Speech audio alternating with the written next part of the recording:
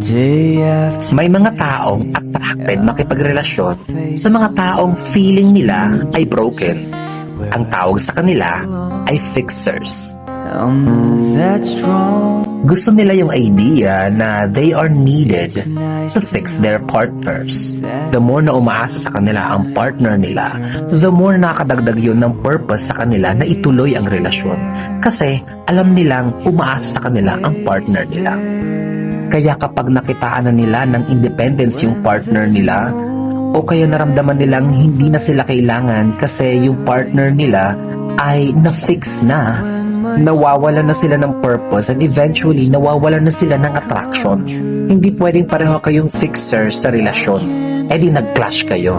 At hindi din pwedeng pareho kayong broken, di wala nang nangyaring mabuti sa inyong dalawa, diba? So kung may jowa ka ngayon na sa tingin mo ay fixer, matik sa inyong dalawa, ikaw yung broken sa paningin niya. At dahil sa tingin niya, ikaw yung broken, make sure na bibigyan mo siya palagi ng something to fix about you. And make sure na ipaparamdam mo palagi sa partner mo na kailangan mo siya.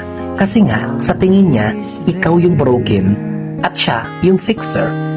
When there's no getting over that rainbow